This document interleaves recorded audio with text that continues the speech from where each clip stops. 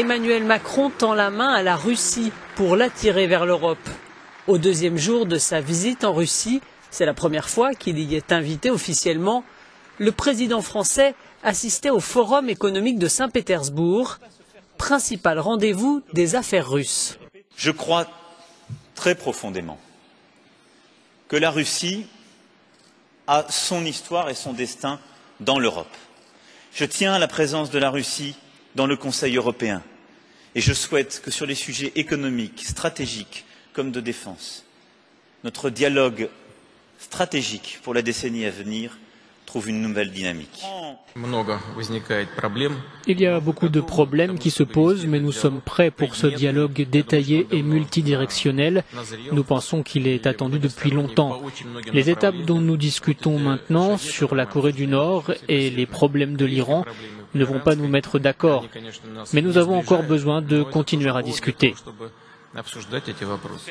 Dans la diplomatie des états d'âme, contrairement à ce qui peut être dit, je suis dans une relation personnelle avec mes homologues et je considère que cette relation personnelle doit être au service des intérêts du pays, mais je ne suis pas dans le commentaire d'état d'âme et je n'ai jamais commenté ce que faisaient mes homologues. Par contre, nous avons une relation où je crois pouvoir dire que Vladimir Poutine, c'est quelqu'un qui a une vision historique et stratégique des relations entre la Russie et l'Europe. Et il a sa propre histoire. Sa propre histoire.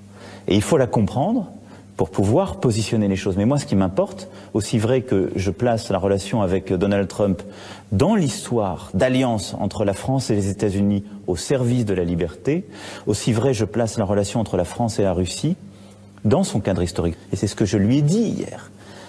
Dans cette vision stratégique qui est que la Russie doit être arrimée à l'Europe. La Russie est européenne. Je constate d'abord qu'il y a unité de vue sur ce constat, celui que la Russie poursuit la guerre, réitère ses objectifs de conquête territoriale et a adopté une attitude plus agressive, non seulement en Ukraine, mais contre nous tous en général. Et cette attitude de la Russie, ce danger accru, ce durcissement russe, je l'ai caractérisé tout à l'heure dans mon propos introductif, je n'y reviendrai pas, je pourrais éventuellement détailler dans le cadre de vos questions, il fait l'objet d'un consensus, d'une unanimité entre tous les États qui étaient présents ce soir. Nous avons entendu ensuite la demande du président Zelensky, au début de notre réunion, d'amplifier notre soutien. Et nous avons la conviction, en effet, que la défaite de la Russie est indispensable à la sécurité et la stabilité en Europe.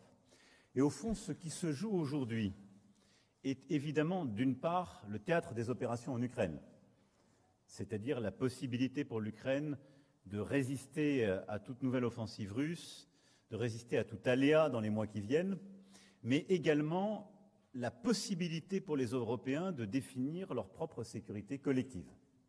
Concept souvent brandi, notion souvent avancée, c'est maintenant une réalité. La question est de savoir si nous sommes capables ou pas. Ma conviction est oui, c'était l'un des objectifs de la réunion de ce soir.